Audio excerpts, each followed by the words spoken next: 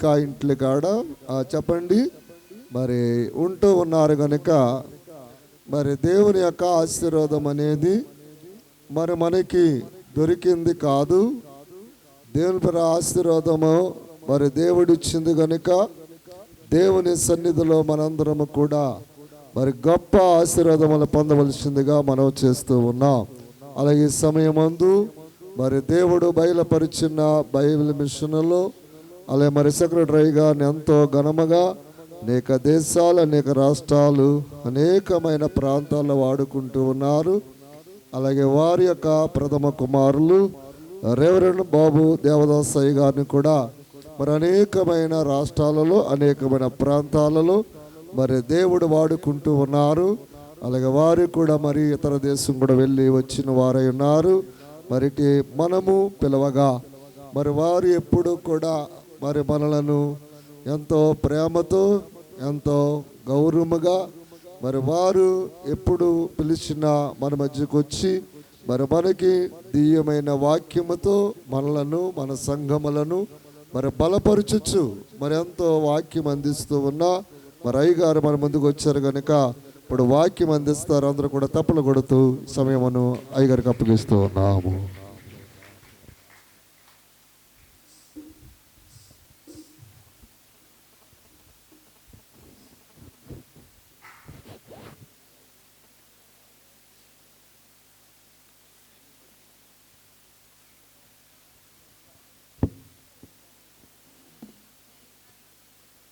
Hello, అందరికీ మరణాత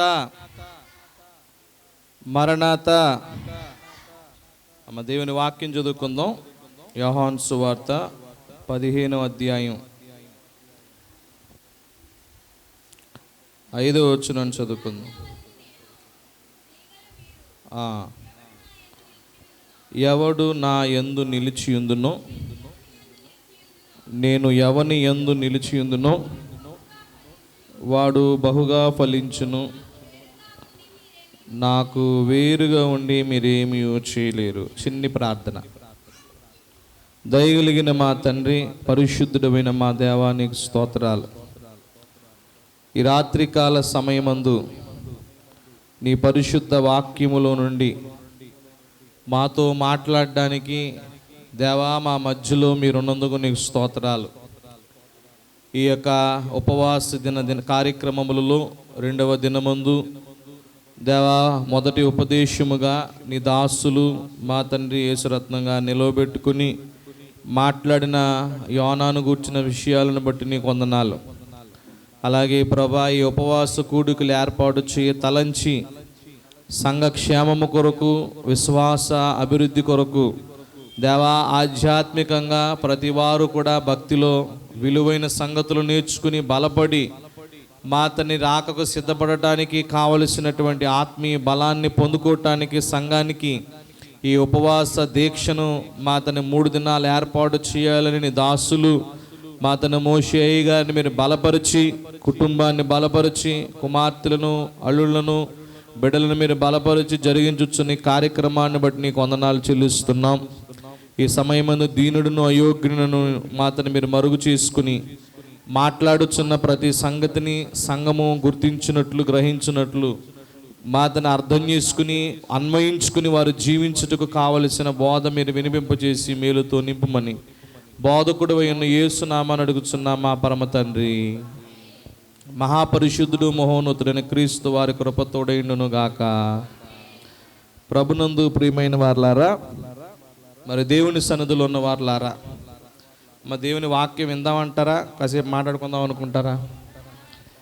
మరి వినాలి అంటే మీరు కొంచెం మరి శ్రద్ధ కలిగి ఉంటే మరి ఈ వాక్యాన్ని కొద్దిగా మనం తలంచుకుని ముందుకు సాగుతూ ఉండగా క్రొత్త విషయాలు దేవుడు బయలుపరుస్తుంటారు.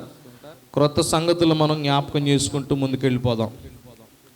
సరే, మనం చదువుకున్నటువంటి ఒక మాట అందరూ చెప్పాలి నాతో. నాకు వేరుగా ఉండి మీరు ఏమీ చేయలేరు.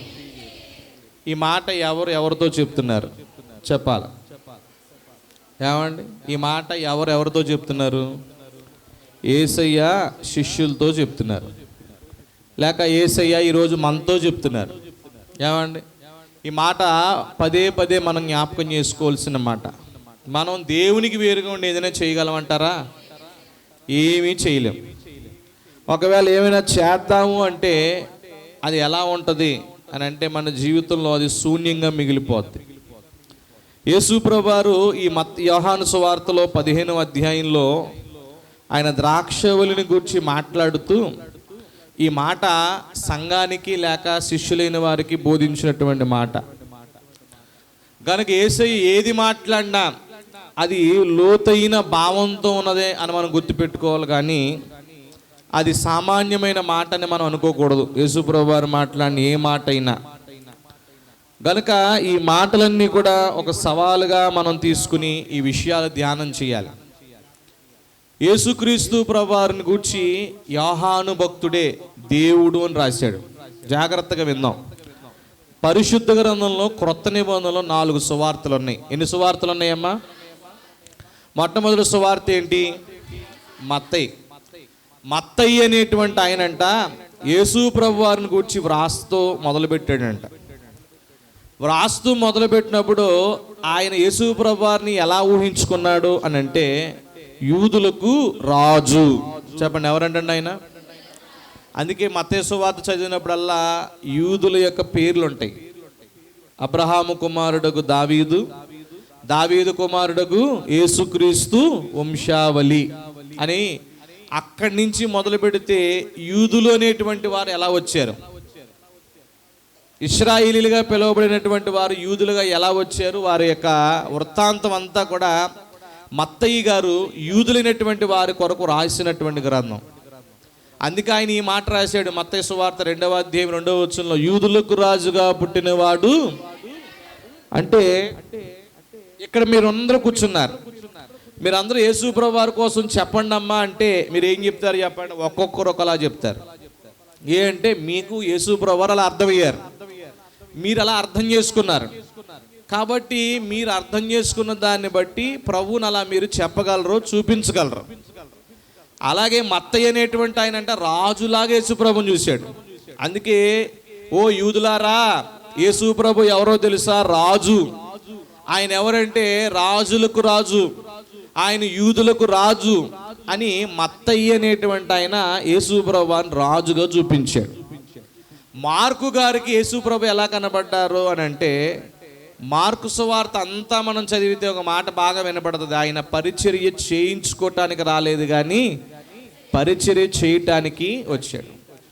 కనుక యేసు ప్రభు వారు ఒక మంచి పరిచారకుడు, అంటే ఒక మంచి సేవకుడు, ఒక మంచి పనివాడు అని మార్కు గారంట యేసు ప్రభుని చూడగానే కనబడ్డాడంట.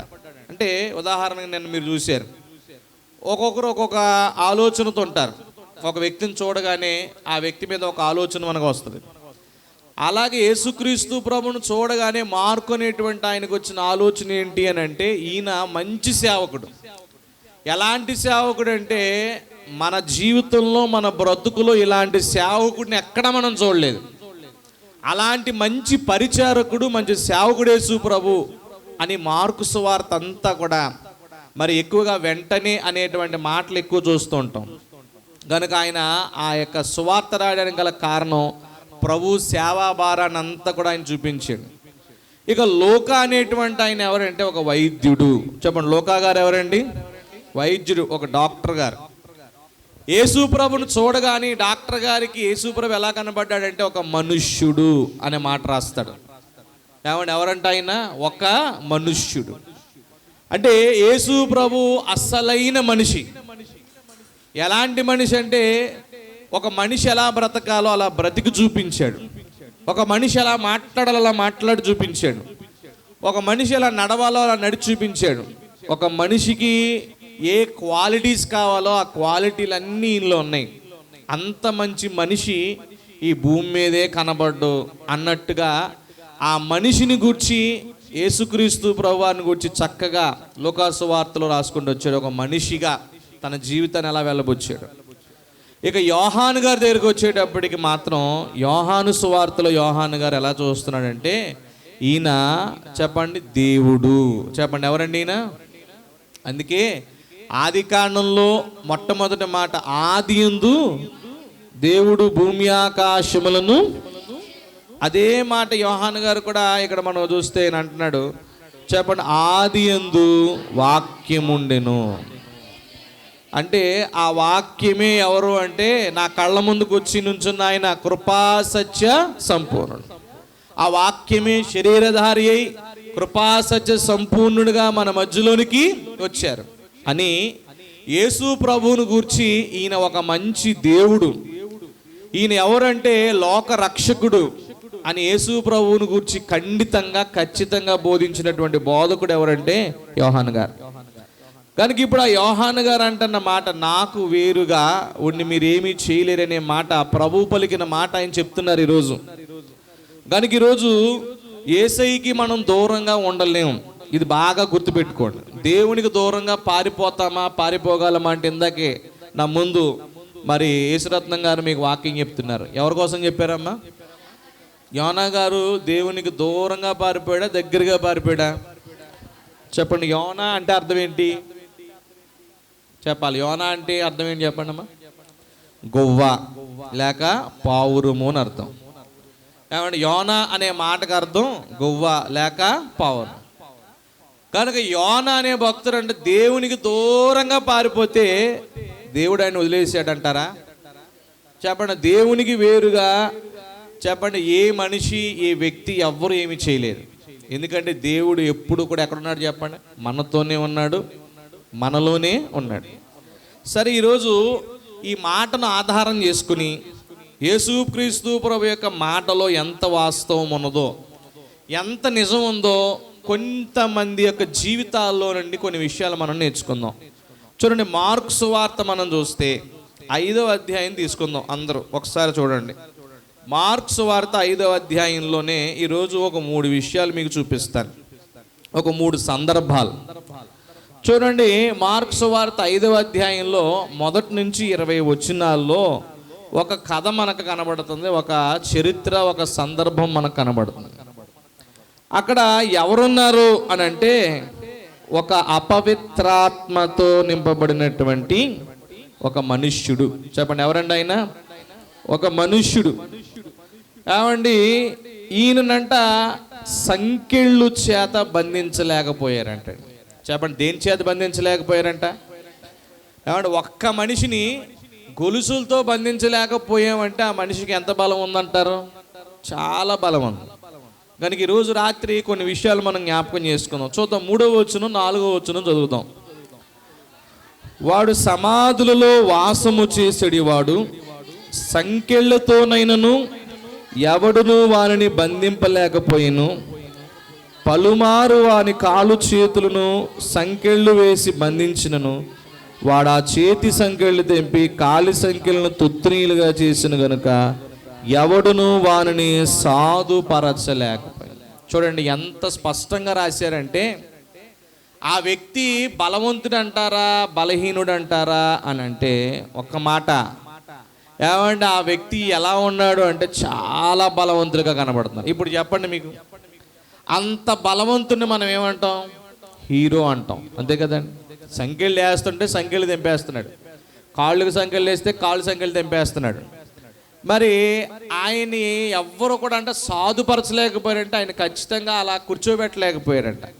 ఎందుకు ఆయన అలా కూర్చోబెట్టలేకపోయారు, ఎందుకు ఆయన బంధించలేకపోయారు అని అంటే ఆయనలో చాలా బలం ఉంది అని మనం అందరం అనుకుంటాం. కానీ నిజానికి ఆయనలో ఉంది ఏంటంటే దయ్యం ఉంది. చెప్పండి, ఏముందంట? సేన. చెప్పండి, నీ పేరేంటయ్యా అని అడిగితే ఏమన్నాడంట ఆయన? సేన. సేన అనే మాటకి 2000 నుంచి 6000 దయ్యాలండి. ఎన్ని దయ్యాలంటండి? 2000 నుండి 6000 దయ్యాలు. ఇంకా బాగా చెప్పాలంటే అపవిత్రాత్మలు. అంటే అపవిత్రాత్మ అంటే పవిత్రము కానిది. చెప్పండి, ఏం కాదండి? పవిత్రంగా పాడు చేసేది. బాగా మనం అర్థం చేసుకుందాం. కనుక వాడు ఒకటి ఎలా ఉన్నాడంట? దిగంబరుడు. చెప్పండి, ఎలా ఉన్నాడంటండి? అంటే తన ఒంటి మీద బట్టలు లేవు. రెండోది ఏంటంట? ఆయన గాయపరుచుకుంటున్నాడంట. చెప్పండి, ఏం చేస్తున్నాడంట? అంటే రాళ్ళు తీసుకుని ఆ వెళ్ళే వాళ్ళని వచ్చే వాళ్ళని కొట్టడమే కాదు, ఈయన కూడా ఏం చేస్తున్నాడంట? గాయం చేసుకుంటున్నాడు. మూడోది ఆయన ఎక్కడ ఉంటున్నాడంటే సమాధులలో వాసము చేసేటివాడు. చెప్పండి, ఎక్కడ ఉంటాడంట? ఇల్లు లేదా అంటే సమాధుల దొడ్లోనే ఉంటాడంట. కనుక ఇప్పుడు ఈ మానవుడు బలహీనుడై మిగిలిపోయాడు. ఎక్కడ అంటే ఈ సమాధుల దొడ్డిలో. సరే, ఈ మాట మనం చూస్తే ఒక మాట, ముఖ్యమైన మాట మనం చదువుకున్నాం. సంకెళ్ళు చేత కూడా ఆయన ఏం చేయలేకపోయాడంట? బంధించలేకపోయాడు. ఒక మాట బలంగా గుర్తుపెట్టుకోండి, లోకంలో ఉన్న ఏ సంకెళ్ళు కూడా మనల్ని ఏం చేయవు చెప్పండి? బంధించలేవు. లోకంలో ఉన్నటువంటి ఏ సయక మరి సంఖ్యలు నిర్మించినటువంటి ఏ సంఖ్యలైనా మన మీద నిర్మించి ఒకవేళ బంధించాలనుకున్నా చెప్పండి, ఆ సంఖ్యలు మానవుడిని ఏం చేయలేమంటే బంధించలేవు. ఏ సంఖ్యల ముందు అంటే యేసుక్రీస్తు ప్రభు వేసేటువంటి ప్రేమ సంఖ్యలు ముందు. ఎందుకు అంటే ఈ శానదయ్యాలు పట్టిన వాడి దగ్గరికి ఎవరు వచ్చారో చెప్పండి? యేసుక్రీస్తు ప్రభు వచ్చారు. అయ్యగారు రాసిన ప్రసంగాల్లో ఈ యొక్క శానదయ్యాల పట్టిన వాడిని గురించి అన్నారు, ఆయనను ఎవ్వరూ పిలవలేదంట. చెప్పండి, ఎవరైనా పిలిచారా? ఈరోజు ఎవరైనా మన ఇంట్లో కానీ ఊర్లో కానీ దయ్యం పడితే ఎక్కడ తీసుకొస్తాం? దేవాలయానికో శాలకో తీసుకెళ్తాం. తీసుకెళ్ళి ఏం చేస్తాం? ప్రార్థన చేయండి అయ్యగారు అంటాం. కానీ వాళ్ళ ఇంటి వారు కూడా ఈ వ్యక్తినంట యేసుక్రీస్తు ప్రభు దగ్గరికి తడిపించలేదు. ఆ ఇంటి వారు ఎవరు కూడా అయ్యా మా కుమారునికి ఇలా ఉందని కూడా చెప్పలేదంట. కానీ యేసుక్రీస్తు ప్రభువే మరి వెతుక్కుంటూ ఈ వ్యక్తి దగ్గరికి వెళ్ళారు. ఎందుకు వెళ్ళాడు అని అంటే ఆ వ్యక్తితో యేసయ్యకి పని ఉంది. కనుక ఈరోజు యేసు ప్రభు వారు మనల్ని అందరినీ వెతుక్కుంటూ లోకానికి వచ్చాడు. ప్రయాసపడి భారం మోసుకుంటున్న సమస్త జనులారా, నేను మీకు విశ్రాంతిని ఇస్తాను, నన్ను మీరు ఏం చేయని చెప్పండి? అడగండి, ఏమంటే తట్టండి, వెతకండి అన్నాడు. కనుక ఈరోజు మన అందరం ఆయన వెతుకుతూ ఉన్నాం. ఎక్కడ వెతుకుతున్నాం అంటే దేవుని వాక్యంలో వెతకాలి. యేసయ్యని చెప్పండి, ఎక్కడ వెతకాలండి? దేవుని వాక్యాన్ని ఎవరైతే బాగా వెతుకుతారో, వెతకడం అంటే ఆ వాక్యంలో ప్రభువును గూర్చిన సంగతులు ఎప్పుడైతే వాళ్ళకి అగుపడతాయో వారి జీవితాల్లో వారు యేసుక్రీస్తు ప్రభువుని గురించి సాక్ష్యం ఇస్తారు. కొన్ని సందర్భాలు మీకు చెప్తాను, చదివించలేండి, సమయం లేదు కాబట్టి చెప్పుకుంటూ వెళ్తాను. చూడండి, యేసుక్రీస్తు ప్రభు వారి దగ్గరికి ఒకరోజు మరి చాలామంది శిష్యులు వచ్చారు, వెళ్ళేవారు వచ్చేవారు. ఒకరోజు యేసుక్రీస్తు ప్రభు వారే ఎక్కడికి వెళ్ళారు అని అంటే మరి శిష్యుల దగ్గరికి వెళ్ళారు. వాళ్ళు ఇంకా శిష్యులు కారు, కానీ మరి యేసు ప్రభు వారితో వాళ్ళకి కొంత పరిచయం ఉంది. ఎవరు వారు అని అంటే పేతురు, యోహాను, యాకోబు. ఇలా కొంతమంది చేపలు పట్టారంట ఒక రాత్రంతా ప్రయాసపడి. ఏమంటే రాత్రంతా ప్రయాసపడి చేపలు పడితే వాళ్ళకంట చేపలు పడలేదంటండి. చెప్పండి, ఏం పడలేదు? చేపలు పడలేదు. ఎలా ప్రయాసపడ్డారు అంటే చాలా భయంకరంగా రాత్రంతా ప్రయాసపడ్డారు. ఒక చేపలు పట్టే వ్యక్తికి చెప్పక్కర్లా ఎక్కడ చేపలు ఉంటాయో, ఏ స్థలంలో చేపలు ఉంటాయో.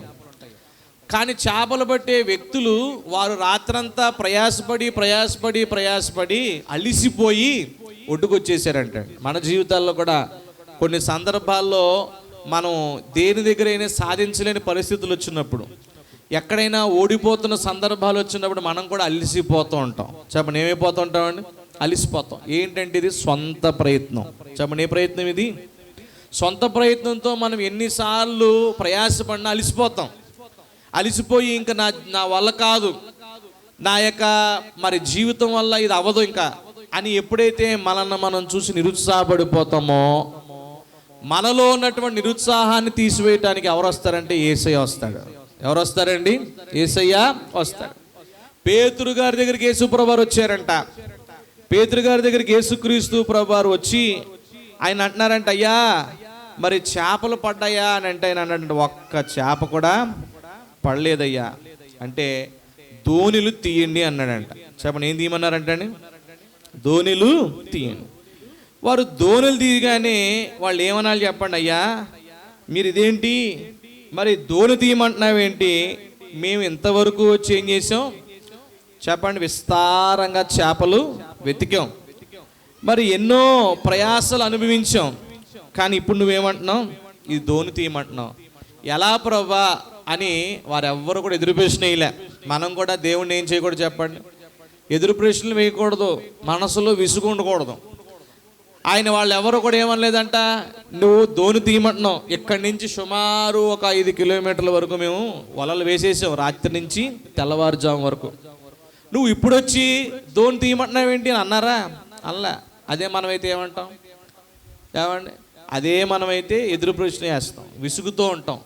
కానీ ప్రభు మాటకు వారంటే విధేయత చూపించారు కాబట్టి వారు శిష్యులు అయ్యారు. చెప్పండి, దేవుని మాటకి విధేయత చూపిస్తే ఏమవుతాం? మనం కూడా శిష్యులుగానే అవుతాం. అందుకని అయ్యగారు కూడా రాశారు, ఎందుకంటే మనల్ని దేవుని శిష్యులుగా చేసుకోవాలనేది దేవుని యొక్క ఉద్దేశం. కనుక ఈ శిష్యులు అవడానికి గల ఉద్దేశం ఏంటంటే వాళ్ళందరూ కూడా దేవుని మాట విన్నారు. ఉదయం వెళ్ళి తెల్లవారుజామున వల వేయగానే కుడి ప్రక్కన ఎంత చేపలు పడినాయంట? విస్తారమైన చేపలు. 153 చేపల తర్వాత. అది పరిశుద్ధాత్మ దినాల్లో. ఇది ఎక్కడంటే సేవ ఆరంభ దినాలు. ఇంకా వీళ్ళు సేవకు పేతురు గారు గబగబా పరిగెత్తుకొచ్చేసి ఆ చేపలు చూసి, ఆ దోణులు చూసి మోకాళ్ళు వేస్తారండి. చెప్పండి, ఏమేస్తారంట? మోకాళ్ళు వేసి, నేను పాపిని, నన్ను విడిచి పొమ్ము అంటాడు. చెప్పండి, ఏమంటాడంటే, నేను పాపిని, నన్ను విడిచి పొమ్ము. ఆ మాట అనగానే మరి అందరూ ఆశ్చర్యపోతారు. ఎందుకన్నాడు చెప్పండి ఆ మాట? ఎందుకంటే పేతురు అనేటువంటి ఆయన జీవితంలో ఎప్పుడైనా చేపలు చూడలే. పేతురు గారు సుమారుగా యేసుక్రీస్తు ప్రభు కంటే చాలా ఎక్కువ వయసు ఉన్నవాడు, పెద్దవాడు. కానీ తన జీవితంలో అంత గొప్ప విస్తారమైన చేపలు పడడం అదే మొదటిసారి. అంటే రాత్రంతా ప్రయాసపడిన నా ప్రయాసకేం లేదు చెప్పండి, ఏ ఫలితం దక్కలేదు. కానీ ప్రభువు చెప్పగానే వల వేయగానే ఏమొచ్చిందంట? ప్రయాసకు తగిన ప్రతిఫలం వచ్చింది. ఈయన ఎవరు అంటే సామాన్యుడు కాదు, దేవుడు. చెప్పండి, ఎవరు అనుకున్నాడంట ఆయన దేవుని కుమారుడని సాక్ష్యం ఇచ్చాడు. ఎవరు చెప్పండి? పేతురు గారు.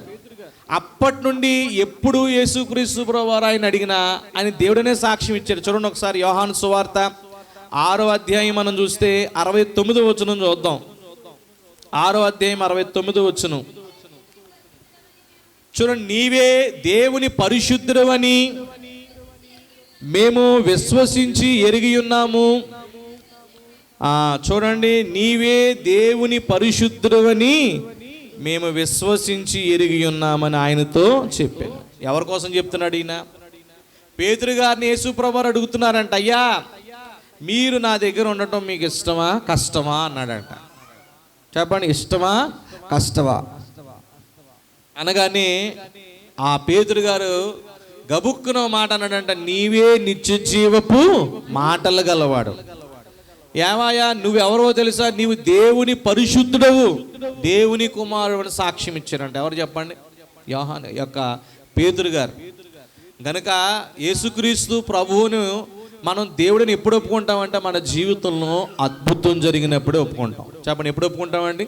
అద్భుతం జరిగినప్పుడు. మనం చూడలేంది చూసినప్పుడు, మన బ్రతుకులో జరగలేంది జరిగినప్పుడు, మనం అనుకున్నది ఒకవేళ జరిగిందనుకోండి, అది దేవుడు మాత్రమే చేయగలడని మాత్రం మనం గ్రహించగలుగుతాం.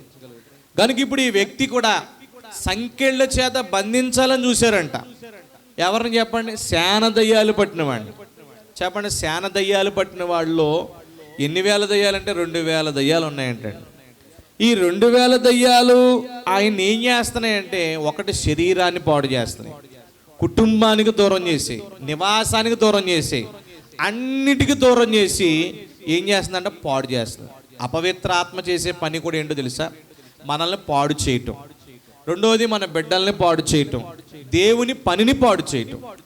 కనుక ఈ పనులు చేసేవారిని ఏమనంటే దెయ్యం లేక అపవిత్ర ఆత్మ, సాతాను అంటారు. అంటే ఒక మాట చూడండి, దేవుడు, మనిషి, సాతాను, వీళ్ళు ముగ్గురు. ఇప్పుడు మనిషి సాతాను కలిస్తే చెప్పండి ఏం చేయలేకపోయారు? సంకెళ్ళు ఉంచుకోలేకపోయారు. కానీ దేవుడు మనిషి కలిస్తే చెప్పండి ఏమవుద్దు? చెప్పండి, ఆ సంఖ్యలను ఏం చేస్తారు? బంధించి ప్రేమ సంఖ్యల చేత నిలుపుతాడు. అంటే మీకు ఒక మాట జ్ఞాపకం చేస్తాను. యేసుక్రీస్తు ప్రభువారు ఆయన దగ్గరికి రాగానే ఆయన పిలిచి అంటున్నాడు, మరి ఆ పిలుపుకు ఆయన లోబడి వెంటనే అంటున్నాడంట ప్రభు దగ్గరికి వంగిపోయాడంట. ఎందుకై ఆయన వంగాడా దెయ్యాలు వంగాయా? చెప్పండి, ఆయన లోపల ఉన్న దెయ్యాలు వంగిపోయాడు.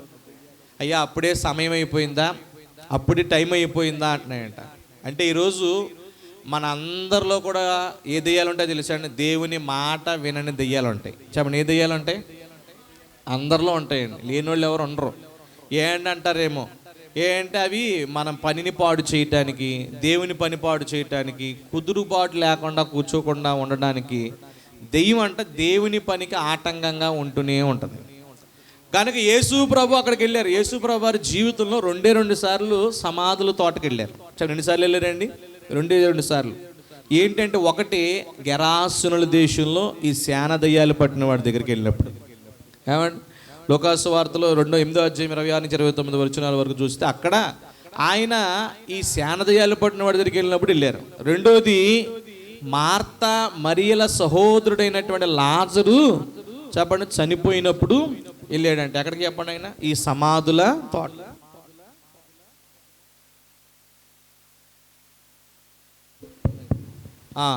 ఈ 2 సార్లు ఆయన ఈ సమాధుల తోటలోనికి వెళ్ళి ఏం చేశాడు చెప్పండి? అద్భుతాలు చేశాడు.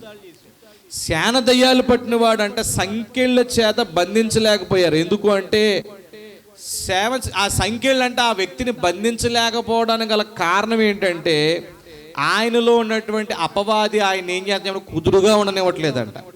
కుదురుగా కూర్చొనివ్వట్లేదు, నుంచొనివ్వట్లేదు. తన ఇంటిలో కూడా ఆయన ప్రశాంతంగా జీవించనివ్వడం లేదు. మనశ్శాంతి లేకుండా, నెమ్మది లేకుండా చేసింది. కనుక అలాంటి వ్యక్తి ఇప్పుడు యేసుక్రీస్తు ప్రభు దగ్గరకు రాగానే, ఆయన ప్రేమ చేత పిలవగానే చెప్పండి ఏమవుతున్నాడు చెప్పండి? లోబడ్డం ప్రారంభిస్తున్నాడంట. కనుక ఈరోజు మన జీవితాల్లో చాలామంది పాపానికి ఎప్పుడైతే లోబడిపోతున్నారో దెయ్యానికి లోబడినట్లు. అంతే కదండి. మానవుడు పాపం చేయకుండా, తనను తాను చెప్పండి గాయపరుచుకోకుండా, ఇవేమీ చేయకుండా ఉండలేడు. అంటే ఒక మాట చెప్పాలంటే, ఈ శానదయాలు పట్టిన వాడికి మనకి ఉన్నటువంటి పోలికలు చెప్తాను. శానదయాలు పట్టిన వాడు చేసే పని ఏంటి చెప్పండి? తన శరీరాన్ని తాను పాడు చేసుకుంటున్నాడు. మరి ఈరోజు పాపం చేసేవాడు ఏం చేస్తున్నాడు చెప్పాలి? పాపం చేసేవాడు కూడా తన శరీరాన్ని తాను పాడు చేసుకున్నాడు. మరి ఇలా కాల్చేవాడు ఏమవుతాడు చెప్పండి? తన శరీరం లోపల ఉన్న అవయవాలన్నీ కాలిపోతాయి. చెడు అలవాట్లు కలిగిన వాడు అన్నీ కూడా ఏమో చెప్పండి? శరీరం మొత్తం కూడా పాడైపోతుంది. అందుకే ప్రభు అంటారు, పౌలు గారు అంటారు, మీరు మీ సొత్తు కారు, మీ దేహము దేవుని ఆలయం. కనుక అందులో పరిశుద్ధాత్మకి ఏమివ్వాలి చెప్పండి? మీరు చోటు ఇవ్వాలి. అందుకే ఈ శానదయ్యాలు పట్టిన వాడు తన శరీరాన్ని రక్తంతో ఏమంటే గాయాలు చేసుకుంటూ చాలా విచ్ఛిన్నం చేసుకుంటుంటే చెప్పండి యేసయ్య ఊరుకోలేదు, గబగబా దిగొచ్చాడు చెప్పండి, ఆ వ్యక్తిని పరామర్శించాడు. ఈరోజు మానవుడైనటువంటి వాడు కూడా ఎంత గొప్ప జ్ఞానవంతుడైనా సరే, జ్ఞానం పెరిగే కొద్దంట పాపం పెరిగిపోద్దంట.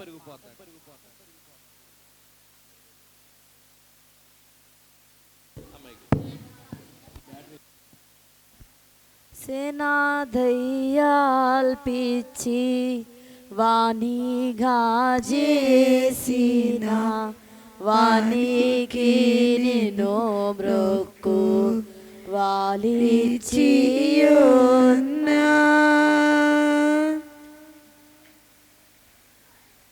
వినరయ్యా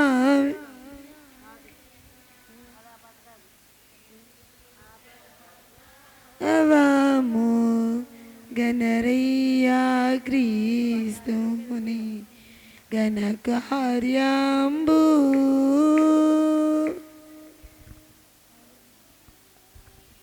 కదపై మలిపియోచించిన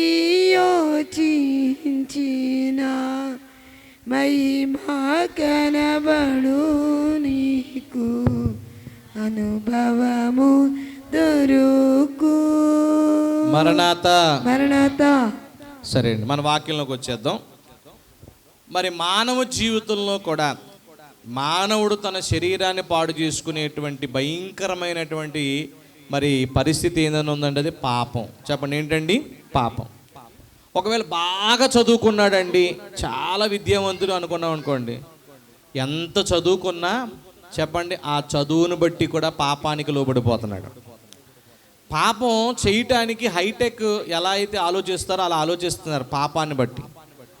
కనుక ఎక్కువ మరి విద్య ఎక్కడైతే విస్తారంగా పెరిగిపోయిందో చెప్పండి. అదే చోట పాపం కూడా ఏమైపోయింది చెప్పండి, విస్తారంగా పెరిగిపోయింది. మానవుడంట తనను తాను బంధించుకోలేని బలవంతుడైపోయాడు. చెప్పండి, ఏమైపోయాడు చెప్పండి. తనను తాను ఒక వ్యసనానికి లోబడ్డ మానవుడు దాన్ని మానేయాలంటే మానేయగలడా? మానేయలేడు. ఏమైపోయాడు చెప్పండి, ఆ వ్యసనంలో ఆ వ్యక్తి ఎలా అయిపోతాడంటే బలవంతుడు అయిపోయాడు.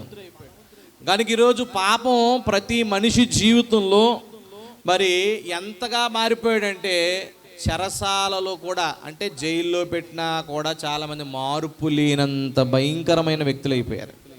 ఏమండి, ఎన్ని జైళ్ళు ఉన్నాయి, ఎన్ని జైళ్ళు ఉన్నా సరే చెప్పండి, పాపం ఎక్కడైనా అణుగుతుందా అంటే, తగ్గుతుందా అంటే, నివారణ అవుతుందంటే ఎక్కడ కూడా అవ్వట్లే. ఎందుకంటే ప్రతి చోట పాపం విస్తరిస్తూ పోయింది.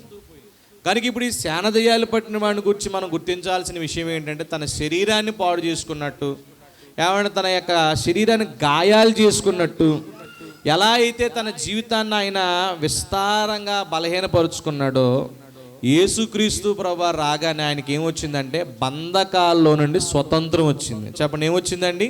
స్వాతంత్రం వచ్చింది.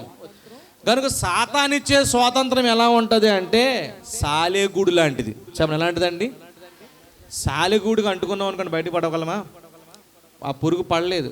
ఏదైనా పురుగు వచ్చి సాలెగూడులో పడితే పడగలదా బయటికి? సాతాను కూడా స్వతంత్రం ఇస్తాడు.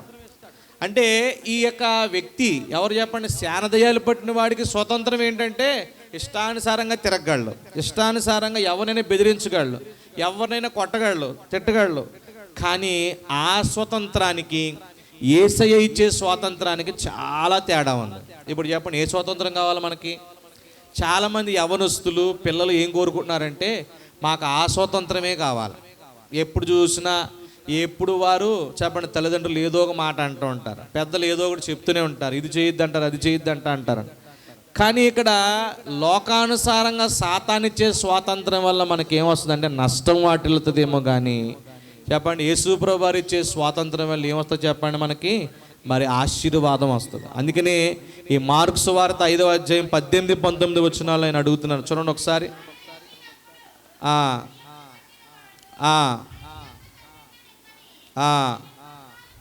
చూడండి ఏంటంటే ధోని ఎక్కడంటే యేసు ప్రభువు వారు ఆయన బాగు చేసేసాడు, ఆయన బాగుపడిపోయాడు.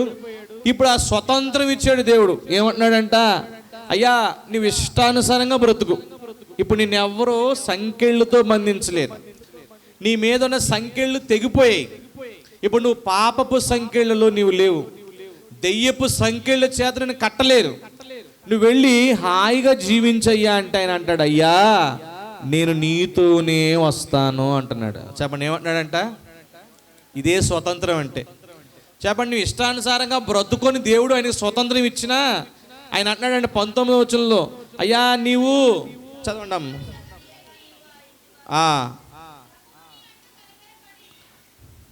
చదవండి అమ్మా.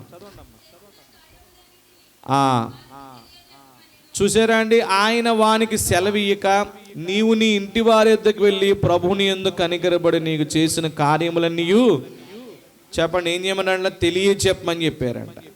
ఇప్పుడు ఆ వ్యక్తి అంట స్వతంత్రాన్ని ఎక్కడ సంపాదించుకున్నాడంటే లోకంలోనో కుటుంబంలోనో స్నేహితుల మధ్య కాదు, ఆయన యేసుక్రీస్తు ప్రభు వారి దగ్గర సంపాదించుకున్నాడు ఈ స్వాతంత్రాన్ని. లోకానుసారమైన సంఖ్యలు ఆయన బంధించలేకపోయాయి, కానీ యేసయ్య ప్రేమ అనే సంఖ్యలు ఆయన బంధించేసి. చెప్పండి, యేసయ్య మాటకు ఒక్కసారి లోబడితే చెప్పండి ఆ ప్రేమ సంఖ్యల చేత ఏ మనిషి అయినా కట్టబడితే ఆ సంఖ్యల్లో నుంచి బయటికి వెళ్ళిపోలేడు. కనుక శానదయాలు పట్టిన వాడంట బాగుపడిన తర్వాత దేవుని మాట వినడం ప్రారంభించాడు.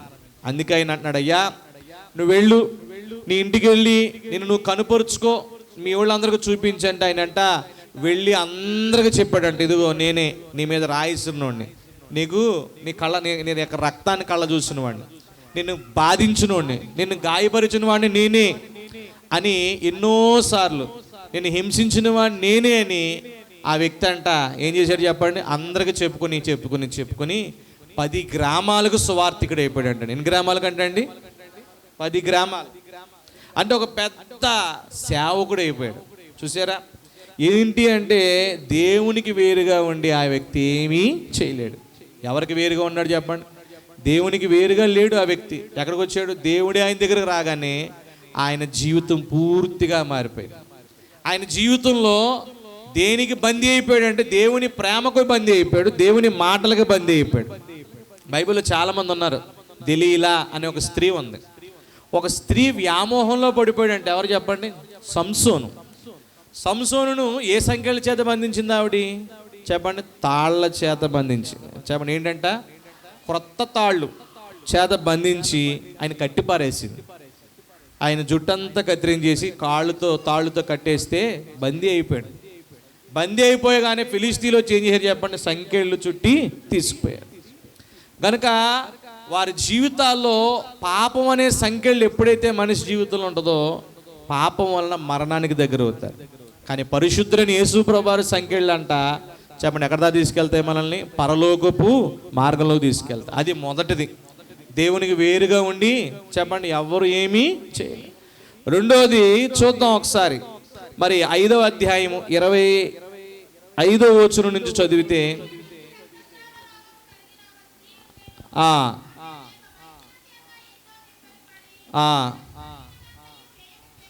చాలండి. చూడండి 25వ వచనం నుంచి 34వ వచనం చదివితే అందరికి తెలిసిన ఆమె, వైద్యులు ఉన్నారు కానీ స్వస్థత లేదు. చెప్పండి ఎవరున్నారంట? వైద్యులు ఉన్నారు, చాలా మంది వైద్యులు ఉన్నారు, కానీ ఏం లేదు చెప్పండి? స్వస్థత లేదు. ఈరోజు లోకంలో చాలా హాస్పిటల్స్ ఉన్నాయి, కానీ ఇంకా రోగాలకు ఏమైపోతాం చెప్పండి? రోగాలు మానట్లే.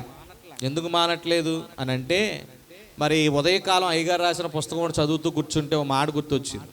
సృష్టి అనే దానికోసం అయ్యగారు చెప్తూ వచ్చారండి. ఆదాము అవలైనటువంటి వారంట చెప్పండి ఏ పండు తిన్నారు? మంచి చెడ్డలు తెలివినిచ్చు వృక్షం. అది తిన్న వెంటనే వాళ్ళు ఏ పండు తినేసి ఉంటే ఈ పాటికి వాళ్ళు ఇంకా మనలాగే ఉండేవారంట. ఎలా అంటే అప్పటి నుంచి ఇప్పుడు దాకా ఒక్కొక్క వ్యాధి కురుపులు ఎలాగైతే పెరిగి పుండులా మారుతుందో అలాగంట ఆదాము అవలైన వారు చెప్పండి జీవవృక్ష ఫలాన్ని తినుంటే ఈ వ్యాధుల చేత వారు అలాగ కుళ్ళిపోతూ ఉండేవారంట. ఎప్పుడు దాకా? ఆ చివరి వరకు, మరణం వరకు. కనుక వారి జీవిత ఆయుష్కాలం వరకు అలాగ వారు జీవిస్తూనే ఉంటారు. ఎందుకంటే పాపం వారితో పాటు ఏమవుతుంటుంది? పెరుగుతూ ఉంటుంది. పాపం ఉన్నంత వరకు మనిషి ఏం కాదు చెప్పండి? పరిశుద్ధుడు కాలేడు. పాపం ఉన్నంత వరకు మనిషి పరిపూర్ణుడు కాలేడు. పాపం ఉన్నంత వరకు మనిషికి నెమ్మది ఉండదు. పాపం ఉన్నప్పుడు మనిషికి ఏమంటే చెప్పండి? కుదురు ఉండదు మనస్సు. ఏమంటే పాపం హృదయంలో ఉందంటే మనిషి కుదురు ఉండడు, గుర్తుపెట్టుకోండి. పాపం మనసులో ఉంటే మనిషి ఏమైపోతాడంటే కృంగిపోతుంటాడు, కృషించిపోతుంటాడు. కనుక ఇప్పుడు ఈ 12 సంవత్సరాలు రక్తస్రావం కలిగిన స్త్రీ అంట కృషించిపోతుంది. హాస్పిటల్ లేవా అంటే ఆ రోజుల్లోనే బోళ్ళంతమంది హాస్పిటల్ ఉన్నాయి, డాక్టర్లు ఉన్నారు, కానీ ఏ డాక్టర్ ఆమెను బాగు చేయలేదంట. 12 సంవత్సరాలు. స్త్రీలకు ఉన్న ప్రత్యేకమైన వ్యాధి. శరీరంలో రక్తం పోతుందంటే ప్రాణం పోతుందని అర్థం, అంతే కదమ్మా? రక్తమే, బైబిల్ ఏం చెప్తుంది? రక్తమే ప్రాణం. అంటే రక్తం పోతుందంటే ప్రాణం పోతుంది. 12 సంవత్సరాల నుంచి ఆమె శరీరంలో రక్తస్రావ వ్యాధితో బాధపడుతుంటే చెప్పండి ఆ వ్యాధి నుండి చాలా భయపడుతుంది. ఎంతమంది వైద్యులు ఉండకపోవచ్చు, కానీ ఎంతమంది వైద్యులున్నా యేసయ్య లాంటి వైద్యులు లేడు. చెప్పండి ఎలాంటి వైద్యులు లేడు చెప్పండి? యేసయ్య లాంటి వైద్యులు లేడు. కనుక ఈరోజు మనం చూస్తే ఒక రోగాన్ని బాగు చేస్తే ఇంకో రోగం బయటపడుతుంది. ఇంకో రోగం బయటపడిందంటే ఆ రోగాన్ని బాగు చేస్తే మందు వేస్తే ఇంకో రోగం వస్తుంది. ఈ రోగం కాస్తే ఇంకో రోగం. ఇలాగ క్రొత్త రోగాలతో మనం జీవిస్తూనే ఉన్నాం. అందుకే ఇర్మియా ప్రవక్త మాట అంటాడు. చూడండి ఒకసారి ఇర్మియా గ్రంథం 8వ అధ్యాయం 22వ వచనం చూద్దాం ఒకసారి. ఇర్మియా గ్రంథం 8వ అధ్యాయం 22వ వచనం. గిలాదులో గుగ్గిలము ఏమీయూ లేదా, అక్కడ ఏ వైద్యుడును లేడా. చాలండి. చూడండి ఏమంటున్నారంట? గిలాదులో గుగ్గిలము ఏమీయూ లేదా. గిలాదు అంటే ఏంటి? అక్కడ గుగ్గిలం అంటే ఏంటి అని అంటే గిలాద్ అనేది ఒక ప్రాంతం. గుగ్గిలం అంటే వైద్యుడు లేడా, అక్కడ ఏ వైద్యుడు లేడా, లేకపోతే అక్కడ ఏ మందు లేదా, నా జనులకు స్వస్థత ఎందుకు కలగబోచున్నది అని అంటున్నాడు ఇర్మియా ప్రవక్త. ఏమండి ఆనాడంట ఇశ్రాయేలీలు జీవము గల ఓటైన దేవుని విడిచిపెట్టి వాళ్ళు ఏం చేశారంట? తమ కొరకు బద్దలైన మరి నీరు నిలవని తొట్లను తొలిపించుకున్నారంటాడు. చూడండి ఒకసారి ఇర్మియా గ్రంథం 2వ అధ్యాయం 13వ వచనం చూద్దాం. ఇర్మియా గ్రంథం 2:13. నా జనులు 2 జనములు చేసి ఉన్నారు,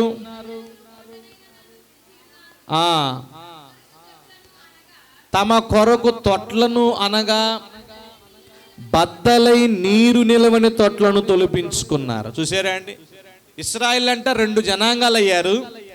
అందులో ఒక జనాంగం అంట ఏమవుతుందంటండి, నీళ్లు నిలవని ఒక తొట్టినించుకున్నారంట. గనుక ఆ తొట్టినించుకోవటం వల్ల, నీరు నిలవనేటువంటి తొట్టినించుకోవటం వల్ల వారికి ఏమని చెప్పండి, వాళ్ళకి ఆశీర్వాదం లేదు, సమృద్ధి లేదు, ఆరోగ్యం లేదు.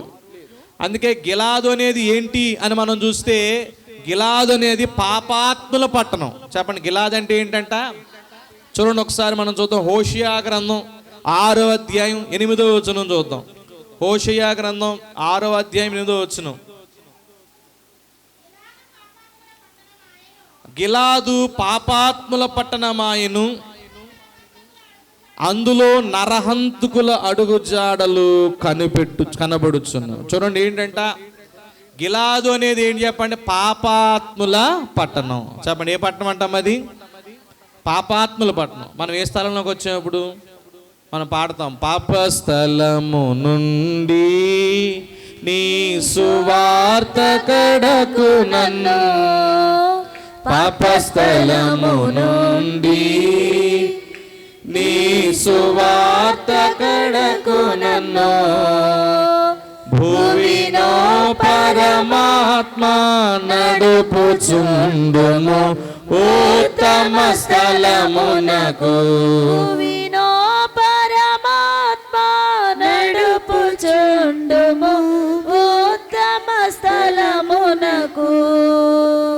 చూడండి, పాపాత్ముల పట్టణమైనటువంటి ఈ గిలాదును గూర్చి ప్రవక్త అయినటువంటి హోషేయ గారు అంటే విలపిస్తున్నాడు. ఎందుకంటే ఆదాము గారి వలె ఈయన కూడా నిబంధనను ఉల్లంఘించి దేవునికి విరోధంగా ద్రోహం చేసినటువంటి గిలాదు వాసులు గురించి హోషేయ అనే ప్రవక్త అంట విలపించడం మొదలుపెట్టాడు. గిలాదు అనేది ఏమైపోయిందంటే పాపాత్మల పట్టణం అయిపోయింది. దేవుని కృప ఏమైందంటే అక్కడ కృప విస్తరించిపోయింది. దేవుడంట సమస్త రోగములను స్వస్థపరచినట్లుగా అక్కడ ఏం పంపించాడంటే గుగ్గిలం పంపించాడంట. చెప్పండి, ఏ చెట్లు అంటే అండి? గుగ్గిలం. జాగ్రత్తగా వినండి. గుగ్గిలం అనేవి ఏంటంటే అక్కడ ఉన్న చెట్లు అంటండి. ఆ గుగ్గిలం అనేటువంటి చెట్లు కొయ్యగానే, ఏమండి, గుగ్గిలం అనే చెట్లు కొయ్యగానే అంటే అందులో నుంచి ఒక దాన్ని ఏమంటారంటే రసం లాంటి ఒక మరి ఆ యొక్క ఊట బయటకు వస్తూ ఉంటుందంట. ఆ ఊట రాగానే ఆ ఊట చెట్లలోంచి వచ్చినటువంటి ఆ నీరు లేకపోతే ఆ యొక్క ఊట ఆ యొక్క కాయాల మీద రాసుకుంటూ ఉంటే ఆ దినాల్లో వారికి ఏం కలిగేదని చెప్పండి, స్వస్థత కలిగేది. అర్థమైందా అండి? గిలాదులో గుగ్గిలము లేదా, చదివారు కదా నా మాటకు అర్థం చెప్తున్నాను. గిలాద్ అనే పట్టణం పాపాత్ముల పట్టణం, పాపాల చేత నిండిపోయిన పట్టణం మీద దేవుని కృప ఉందంట. ఎందుకు దేవుని కృప ఉందంటే పౌలు గారు అంటారు, పాపము ఎక్కడ అపరిమితముగా విస్తరించునో, చెప్పండి, దేవుని కృప కూడా అపరిమితముగా విస్తరించింది. ఎక్కడ పాపం ఎక్కువైపోయిందో అక్కడ దేవుని కృప కూడా ఏమైపోయింది చెప్పండి, బాగా ఎక్కువైపోయింది. ఇప్పుడు అందుకని అన్నాడు గిలాదులో గుగ్గిలం లేదా అంటే, గిలాద్ అనే పట్టణంలో గుగ్గిలం అనేటువంటి ఒక చెట్టు ఆ మందు ఉందంట. ఆ మందు ఎలా వస్తుందంటే, ఈ గుగ్గిలాన్ని చెట్టుని కట్ చేయగానే ఆ త్వరలో నుంచి వచ్చినటువంటి ఆ యొక్క మరి రసం లేకపోతే ఆ యొక్క నీరు లాంటి పదార్థం వాటినంట ఆ రోజుల్లో వైద్యానికి వాడుకునే ఒక మందులాగా వాడేవారంట. ఇప్పుడు ఇక్కడ మనం చూసుకుంటూ వెళితే పాపాల నిమిత్తం, ఎవరి పాపాల నిమిత్తం? మన పాపాల నిమిత్తం క్రీస్తు ప్రభువారి యొక్క కల్వరిగిరి సిలువలో తన రక్తం చిందించారు గనక ఆ దినాల్లో వాస్తవానికి సైనికులు యేసు ప్రభువారిని కొట్టారు, కానీ మనమే ఒక్కొక్క మేకు, చెప్పండి ఎవరని చెప్పండి, మన పాపములే చెప్పండి, ఒక్కొక్క మేకు, ఒక్కొక్క కొరడా దెబ్బ, ఒక్కొక్క ముళ్ళు ఆయన శరీరంలో దింపబడ్డాం గనుక అలాగున మనమే ఆయన ఏం చేసాం చెప్పండి, పాపము చేత మేకులు వేసి సిలువ వేసాం. ఇప్పుడు పాప క్షమాపణ కలగాలంటే మనందరం కూడా చెప్పండి ఏం చేయాలి? స్వస్థత కలగాలంటే క్రీస్తు అనేటువంటి గిలాదు ఏమంటే గుగ్గిలం వంటి రక్తం మన మీద ఏం చేయాలి చెప్పండి? చిందించబడాలి. గుగ్గిలం వంటి రక్తం మన మీద చిందించబడ్డప్పుడే మనందరం ఏం పొందుతాం? స్వస్థత పొందుతాం. ఆ 12 సంవత్సరాల రక్తస్రావం కలిగినటువంటి రోగంట దేవుని కృప ఏం చేసింది చెప్పండి? సంపాదించుకుంది. చూద్దాం ఒకసారి. రోమాపత్రిక 6వ అధ్యాయం 1వ వచనంలో ఒక మాట ఉంటుంది, చూడండి ఒకసారి. చూడండి, అలాగైనా ఏ మందుము కృప విస్తరింపవలనని. చూడండి, ఒకవేళ దేవుని కృప ఉంది కదా అని పాపంలోనే ఉన్నామా? అట్లనరాదు. పాపం విషయమే చనిపోయిన మనం ఇక మీదట యాలాగు దానిలో జీవించుదాము. క్రీస్తు యేసులోనికి బాప్తిస్మం పొందిన మనం అందరము ఆయన మరణములోనికి బాప్తిస్మం పొందుతామని మీరు ఎరుగురా. చూసారా అండి? కృప ఉంది కదా అని పాపంలోనే ఉండిపోతారా అని అడుగుతున్నారు. అంతే కదండి, మనోళ్ళు ఎలాంటి వాళ్ళు? కృప ఉన్నంత వరకు చెప్పండి ఏం చేస్తాం? పాపంలోనే ఉంటాం. ఎలాంటి వాళ్ళు అంటే అయ్యగారు రాసిన రాకడ ప్రార్థనలో చూసారా, రైలు బండి రాకడ సమయానికి వస్తుంది కదా, ఆ టైంలో చెప్పండి మేము రిక్షా కట్టించుకొని బయలుదేరి ఇంకొక అరగంట ఆగుతుంది కదా, అప్పుడు అక్కడికి వెళ్ళి రిక్షా ఎక్కి ఆ రైలు ఎక్కేస్తాం అన్నట్టుగా మన వాళ్ళందరూ ఏం చేస్తారు? ప్రభు రాకడ ఇంకా అప్పుడే రాలేదు కదా, ప్రభా రేపు పొద్దున ప్రార్థన చేసుకుంటాను, ప్రభా మరి ఇవాళ ఉపవాస ప్రార్థన మరి ఇవాళ రాలేకపోయిన రేపు వస్తాను, ఏమండి ఇలా 3 రోజులు ఉంటే ఒక రోజు వస్తాను, నేను శరీరం సహకరించట్లేదు. ఇలా మనం ఏం చేస్తాం చెప్పండి? ప్రభువుకి చెప్పేస్తుంటాం. ఎందుకంటే కృప అనేది దేవుడు ఇచ్చాడు కాబట్టి పాపంలోనే నిలుచుంటున్నాం మనం. అందుకే పౌలు గారు అన్నాడు, కృప విస్తరించిపోయిందని పాపంలోనే ఉండిపోతారా? ఉండకూడదు. మీరు బాప్తిస్మం పొందారు. మీ బాప్తిస్మము క్రీస్తు మరణములోకి కూడా ఏం చేయాలి చెప్పండి? ఏం చేయాలంటే మరణంలో కూడా మనం పాలి భాగస్థులమై ఉండాలి. అందుకే ఈ 12 సంవత్సరాల రక్తస్రావ వ్యాధి అంట ఎంతో మంది వైద్యుల దగ్గరికి వెళ్ళిందంట. ఒకరా ఇద్దరా? ఏమంటే కొన్ని వందల మంది వైద్యుల దగ్గరికి వెళ్ళింది. అయ్యా బాగు చేయండి, అయ్యా బాగు చేయండి, అయ్యా బాగు చేయండి. ఇంకెవరిని అడగలా. యేసయ్య దగ్గరికి వద్దాం అనుకుంది. యేసయ్య దగ్గరికి వచ్చినా ఎంతమంది ఉంటారు? 13 మంది ఉంటారు యేసయ్యతో కలిపి, శిష్యులు, పురుషులు. ఆ 13 మంది పక్క పక్కనే ఉంటారు. నాకు ఈ రోగం అని చెప్తే చెప్పండి అందరూ నవ్వుతారు. ఎందుకంటే 100 సంవత్సరాల క్రితమే స్త్రీ అంటే బయటకు వచ్చేది కాదు, అంతే కదండి మన భారతదేశంలో. మరి అది 2000 సంవత్సరాల క్రితం చరిత్ర. అప్పుడు ఇంకా ఆ పరిస్థితి ఎలా ఉంటుందో ఆవిడది ఒకసారి అర్థం చేసుకోండి. ఆవిడ ఎంత బాధపడుతుందో ఒకసారి మీరు ఊహించుకోండి. మీరు అందరూ స్త్రీలు కాబట్టి. ఆమె అనుకుందంట, నేను ఇది ఎవరికి చెప్పాల్సిన పని లేదు, నా బాధ అంతా యేసయ్యకి తెలుసు, నా రోగం యేసయ్యకి తెలుసు కనుక ఆయన కృప గొప్పదే. నా పాపముల కన్నా చెప్పండి, నా వ్యాధుల కన్నా చెప్పండి నీ తండ్రి దయ గొప్ప అన్నారు కాబట్టి ఆ తండ్రి దయ గొప్ప అని గబుక్కుని వెళ్ళి అంగీ ముట్టుకుందంట. చెప్పండి ఏం ముట్టుకుందంట? అంగీ ముట్టుకుంటే ఎంతోమంది అంగీ ముట్టుకుంటున్నారు. కానీ ఆయన ఏమన్నాడు? నాలో నుండి ప్రభావము ఎవరిలోకి వెళ్ళిపోయింది. వాళ్ళు ఎవరో చెప్తారా చెప్పరా అంటున్నాడు. నాలో నుండి ప్రభావం మీలోకి వచ్చేసింది. ఎవరో చెప్పండి అంటే అందరూ నోరు మూసి కూర్చున్నారంట. ఎవరో మాట్లాడలే. ఇదే నేను చేయేసిలాగాను అంగి. కానీ ఎవరో అని అంటే అప్పుడు బెదురుతో కావచ్చిందంట. అయ్యా నేనే. అప్పుడు అమ్మా నీ విశ్వాసము అది. చూసారండి, ఎంతోమంది వైద్యులున్నా యేసయ్యకు వేరుగా ఆమె ఉండలేకపోయింది. ఎక్కడికి వచ్చేసింది చెప్పండి? యేసయ్య దగ్గరికి వచ్చింది. ఆ శానదయాలు పట్టిన వాడు కూడా ఎంతోమంది భూత వైద్యులున్నా చెప్పండి యేసయ్య ఆయన దగ్గర రాగానే ఆయన మాట విన్నాడు. ఆయనకు లోబడిపోయి నీతో వచ్చేస్తానన్నాడు. చూసారా, ఆయనకు ఎవ్వరు దూరంగా ఉండలేరు. మనం యేసయ్యకు దూరంగా ఉండాలనుకున్నా మనం ఉండలేము. ఎందుకంటే యేసు ప్రేమ అంత గొప్పది, యేసు యొక్క మరి కృప అంత గొప్పది, యేసయ్య మాటలు అంత గొప్పవి, యేసయ్య మరి సన్నిధి అంత గొప్పది. అలాంటి సన్నిధి, అంత గొప్ప ప్రేమ, అంత గొప్ప మరి కరుణ, అంత గొప్ప త్యాగం ఎవ్వరిలో కూడా మనం చూడలేం. ఎందుకంటే ఆయన ప్రేమ ఎంత గొప్పదంటే మరణాన్ని కూడా లెక్క చేయండి. ఆయన ప్రేమలో ఆయనంట మన కొరకు సమస్తాన్ని ఇచ్చివేశాడు. మరణాన్ని కాదు, మరణపు అంచుల వరకు వెళ్ళిపోయాడు. ఆయన జీవం అంతా మన కొరకు దారపోసాడు. ఇక 3వదిగా చూస్తే ఇదే మార్కు సువార్తలో మరి 21 నుంచి 22 వచనాలు, 35 నుంచి 48 వచనాల వరకు చూస్తే ఒక అధికారి ఉన్నాడు. చెప్పండి, ఎవరున్నారంటండి? ఒక అధికారి. ఆ అధికారి అంట తన కుమార్తె చెప్పండి చనిపోయింది. చదవండి అమ్మా. నా చిన్న కుమార్తె చావనై ఉన్నది, బాగుపడి బ్రతుకున్నట్లు చూడండి, ఎవరు చెయ్యి ఉంచాలని? నువ్వు వచ్చి నా కుమార్తె మీద చెయ్యి ఉంచాలి. అప్పుడు ఏమవుద్ది చెప్పండి? నా కుమార్తె బతుకుతుంది. చూడండి, ఎంతోమంది అధికారులు ఉన్నారు. ఏమండి, ఎంతమంది అధికారులు ఉన్నా మరణం మీద అధికారం కలిగిన వాడు ఎవరు చెప్పండి? యేసుక్రీస్తు ప్రభు. ఈ లోకంలో బోళ్ళంతమంది అధికారులు ఉండొచ్చు. వాళ్ళ అధికారం ఈ లోకం వరకే, ఈ భూమి మీద ఉన్నంత వరకే.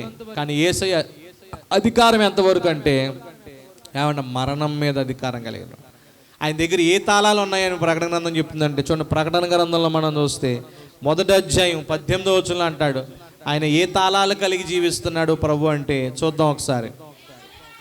నేను మొదటి వాడును కడపటి వాడును, జీవించువాడును, మరణము యొక్కయు పాతాళ లోకము యొక్కయు. చూసారా, మరణమే ఆయన చేతిలో ఉందండి. ఇప్పుడు చెప్పండి, ఎవరికి భయపడాలి?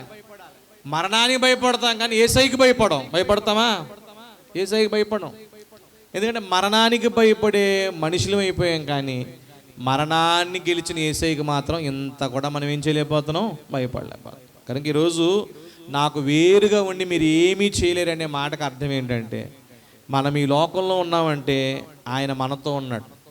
మనతో ఆయన ప్రతి నిమిషం కూడా ఏం చేస్తున్నాడు చెప్పండి? ఆయన సహవాసం చేస్తున్నాడు. ప్రతి వారితో కూడా ఆయన ఏం చేయబోతున్నాడంటే, మరి ప్రతి ఒక్కరిని కూడా ఆయన తన యొక్క రాకకు సిద్ధపరచడానికి ఈ ఉపవాస దీక్షలని కార్యక్రమాలు ఏర్పాటు చేశాడు. ఎందుకు అంటే ఉపవాసం చేస్తే అంట సంఘానికి ఉపకారం అన్నారు అయ్యగారు. చెప్పండి, దేనికి ఉపకారం అంటే? ఎవరు సంఘం అంటే ఎవరండి? చెప్పండి, ఎవరు? మీకే. ఉపవాస కొట్టాలు పెట్టారంటే పాస్టర్ గారికి చెప్పండి పని లేక కాదు, లేకపోతే మరొకటి కాదు. ఏమంటే సంఘం ఉపకారం పొందాలి అనడానికే ఉపవాస ప్రార్థనలు పెడతారంట. కనుక ఈ ఉపవాస కోటాల వల్ల మనకేం చెప్తామంటే, ఉపవాసం చేసి మరి చాలా అలసిపోయి అనుకుంటాం. ఉపవాసం చేసి వచ్చేవాళ్ళు ఉంటారు, కొంతమంది చేయని వారు కూడా ఉంటారు. కానీ ఇక్కడ ఉపవాసం కాదు, మీలో ఉన్నటువంటి ఆసక్తి ముఖ్యం. చెప్పండి, మీలో ఉన్నటువంటి ఆసక్తి ఎవరికైతే ఎక్కువగా దేవుని యందు ఆసక్తి కలిగి ఉంటుందో, ఆయనకి వేరుగా ఉండకుండా ఎవరైతే దేవునితో కలిసి ఉండడానికి ఇష్టపడతారో చెప్పండి, వారే శక్తిమంతులు అవుతారు. అందుకని శానదయాలు పట్టిన వాడి జీవితంలో ప్రభువుని కావాలి అని కోరుకున్నాడు. నీతోనే వస్తానన్నాడు. అయ్యా నువ్వు నాతో రావద్దు, నువ్వు వెళ్ళి స్వార్థ చేయని ప్రభు పంపించారు. ఆ 12 సంవత్సరాల రక్తస్రావం వ్యాధి కూడా ఆ అమ్మ స్వస్థపడిన తర్వాత ప్రభువుని నమ్ముకున్నందుకు స్వస్థత పడిన ఆమె బాహాటంగా ఒప్పుకుందంట. అందరి ముందు మధ్యలోకి వచ్చి నేనే ఆయన ముట్టుకొని వచ్చింది. అమ్మ, నీ విశ్వాసం నిన్ను స్వస్థపరిచిందని చెప్పాడు యేసుప్రభు. కనుక ఆమె భయపడలేదు. ఈరోజు యేసుక్రీస్తు ప్రభుని అంగీకరించిన నీవైనా నేనైనా చెప్పండి, భయపడకుండా ఏం చేయాలి చెప్పండి? ప్రభువుని అందరి ముందు చెప్పాలి. ఇదిగో నేను ప్రభు యొక్క మరణంలో కూడా సాక్షిని చెప్పాలి. ఏమంటే మరణం వరకు కూడా నమ్మకంగా మనం జీవించాలి. అందుకే స్మరణ అనే సంఘంతో అంటాడు, మరణం వరకు నమ్మకంగా ఉండండి. చెప్పండి, ఏమిస్తాను మీకు?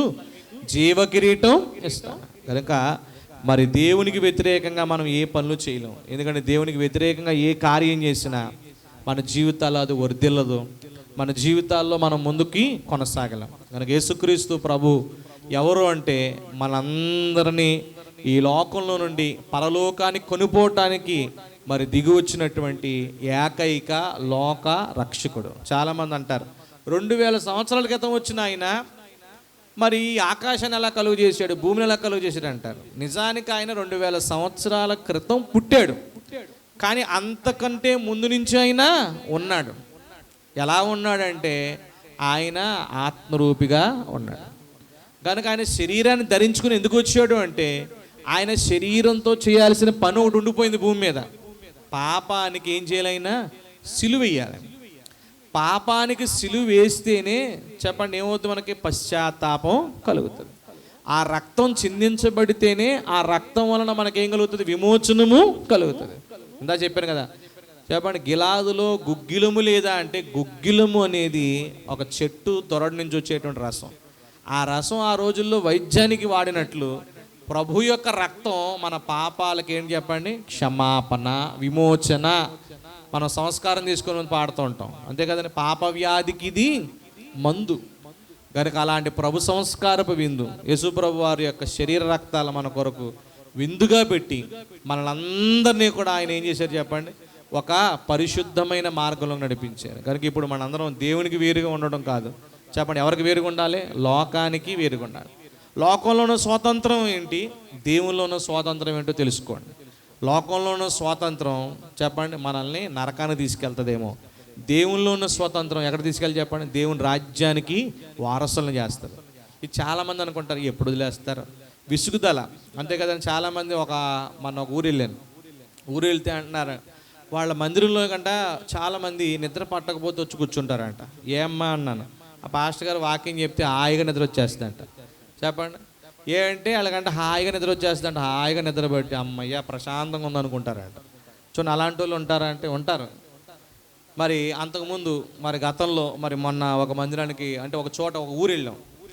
మనకి ఇక్కడ ఉన్న పరిస్థితులు, మన సేవ, మన భారం వేరు. కరీంనగర్ అనే ప్రాంతానికి వెళ్ళి చూస్తే వాళ్ళు మరి సేవ సవాలుతో కూడుకున్న సేవ. వాళ్ళంట కనీసం మరి అక్కడ మందిరాలు కట్టుకున్న ఆరాధన చేసుకోవడానికి మైక్ కూడా పెట్టుకోకూడదు అంటారు. ఏంటంటే వాళ్ళు అలాంటి పరిస్థితుల్లో ఉన్నారు. మనకి ఇక్కడ ఎంత స్వేచ్ఛగా చేసుకునే ఆరాధన అన్నా చెప్పండి, ఇంకా మనకి ఏదో ఒక వెలితి కనబడుతుంది, ఇంకా దేవుడు ఏదో చేయలేదు, దేవుడే లేదు. కానీ అక్కడ వాళ్ళ భక్తి సవాలుతో కూడుకుంది.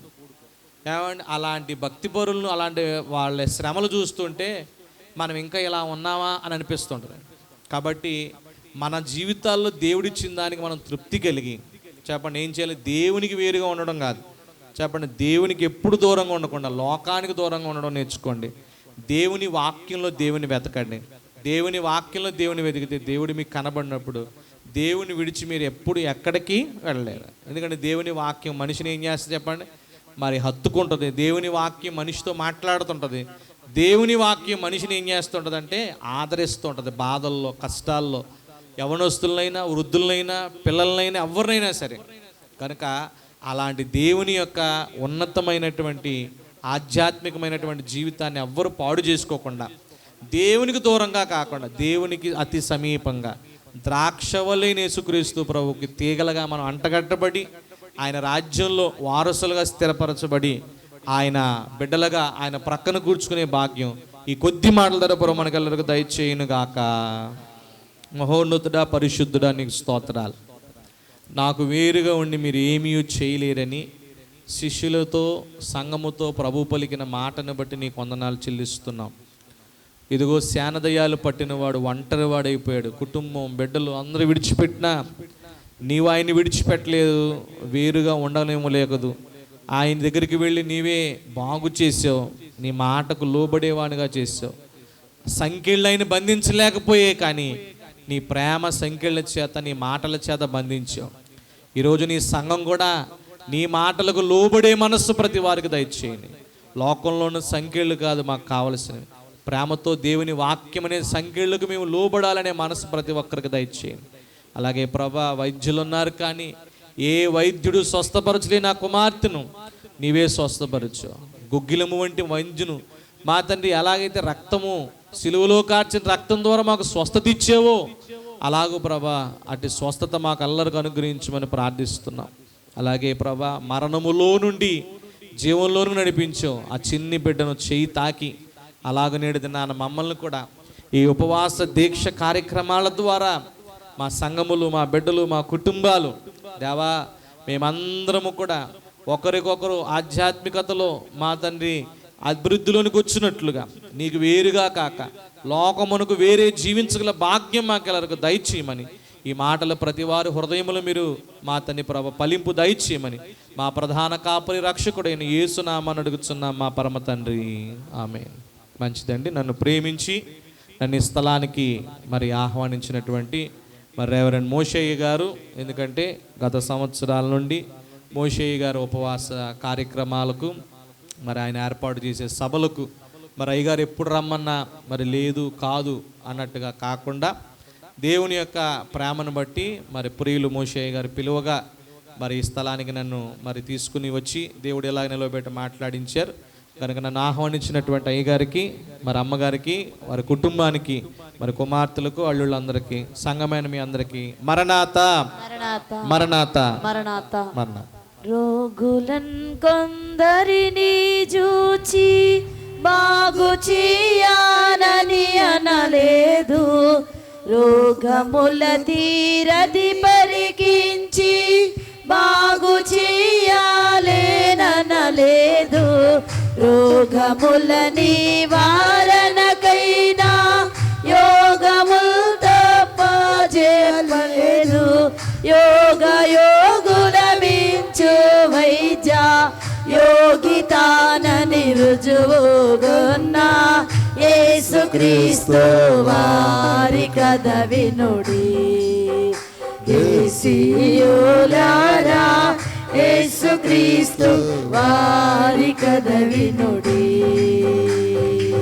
దోషకారులను రక్షింప దోషములంటని రీతిగనే దాసుని రూపంతో మన ధరణిలో వెలసిన దేవుండో యేసుక్రీస్తు వారి కథ వినుడి.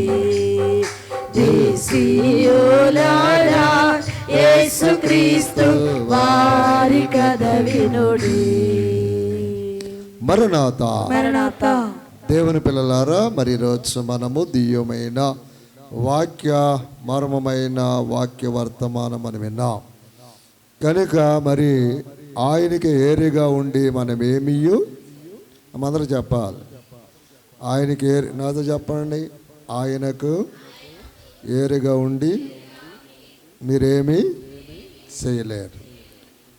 మరి ఆయనకి ఏరిగా ఉండి మనం ఏం చేయగలుగుతాం?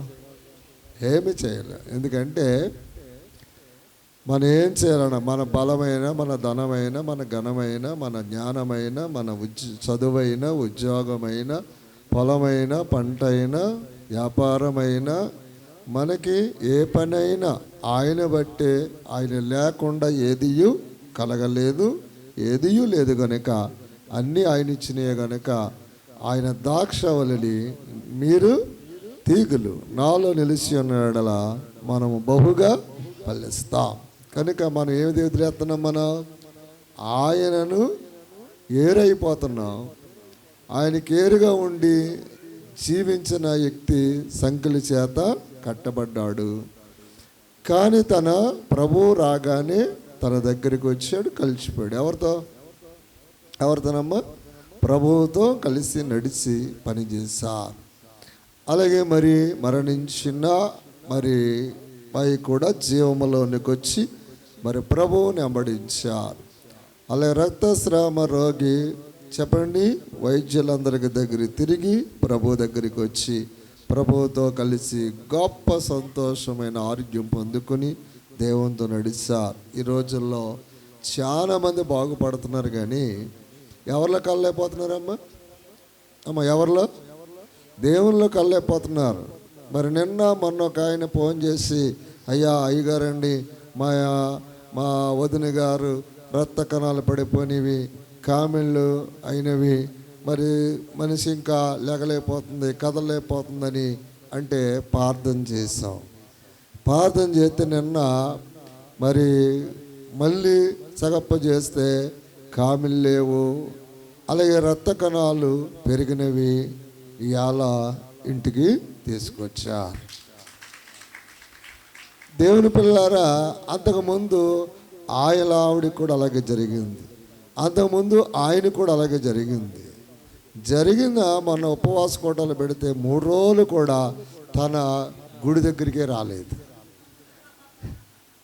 అంటే గుడి దగ్గరికే రాలేదు అంటే దేవునితో ఏకమవటము మనిషికి ఏమవట్లేదు, సాధ్యము కావట్లేదు.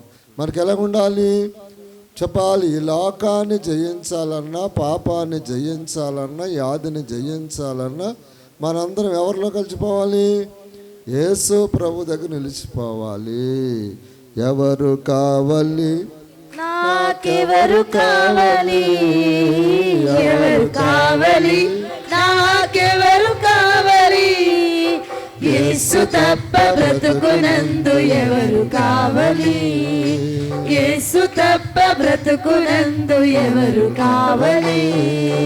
నన్ను అందరూ అన్ని విడచిన, నన్ను అందరూ అన్ని విడచిన, ఎన్నడును విడువనట్టి యేసు కావాలి. ఎన్నడును విడువనట్టి యేసు కావాలి. మరణాత మరణాత ఎన్నడూ విడిచిపెట్టిన వాళ్ళు ఎవరండి? యేసే. మనం విడిచేస్తాం కానీ ఆయన మాత్రము ఎడవడు, ఎడబాయుడు. కనుక దేవుని పిల్లరా, మరి మనందరినీ కూడా మరి యేసు క్రీస్తు ప్రభుతో ఏకము చేసి మరి మనందరినీ కూడా ద్రాక్షవల్లులుగా, తీగులుగా, అలాగే మనము ఆయనతో ఏకమై బహుగా ఫలించేలాగా దివ్యమైన వాక్యవర్తమానం అందించిన మరి రెవరెండ్ బాబు దేవదాసయ్య గారికి మరి నా తరపున, కుటుంబం తరపున, అలాగే సంఘం తరపున, సంఘ పెద్దల తరపున, సన్నిధి స్త్రీల తరపున, యవనస్తుల తరపున, మీ అందరి తరపున, మన గ్రామము తరపున వందన మరణాత. దేవుని పిల్లరా, మరి మనం ముగించుకుందాం. మరి రేపు 10 గంటలకల్లా ప్రారంభించుకుంటాం. అలాగే చాలా మంది ఏం చేస్తున్నారు చెప్పండి? రాత్రి సమయం నీది, పగల సమయము నాది అని పంచుకుంటున్నారా అండి? మరి ఎందుకు పంచుకుంటున్నారా అది మీకే తెలియాలి. మరి రేపు కార్యక్రమము మరి ఉదయము 10 గంటలకే, మరి 10 గంటల కానించి మనకి నియమము 3 గంటల దాకా కనుక మన భక్తి, మన వినయము దేవుని దగ్గర ఉండాలి. ఎందుకంటే మనందరము కూడా మరి దేవుని యొక్క సన్నిధిలో అస్సలైన ఉపవాసం ఏది చెప్పండి? అన్నం తింటాం మానేయటమా? కాదు. మన అస్సలైన ఉపవాసం ఏంటంటే మన దేవుని సన్నిధిలో మన కంటి ఉపవాసం, దేవుని వాక్యము చూడటమే ఉపవాసం. అలాగే మన చెవి ఉపవాసం, దేవుని మాట వినటమే. అలాగే మనకి దిల్బరా ఊపిరి అనగా ముక్కు ఉపవాసం. అనగా మనం దేవుని యొక్క సన్నిధిలో మనము వాక్యాన్ని ఊపిరిగా పీల్చుకుంటమే ముక్కు ఉపవాసం. అలాగే నోటి ఉపవాసం, నోరు ఈ లోకములో మాట్లాడకుండా ఎక్కడ దేవుని సన్నిధిలో దేవునితో మాట్లాడటమే చెప్పండి నోరు ఉపవాసం. చేతుల ఉపవాసం, చేతులు మనం ఇక్కడ తప్పలు కొడతాం, ఇక్కడ చెప్పండి బైబిల్ చూడటం చేయటమే గొప్ప ఉపవాసం.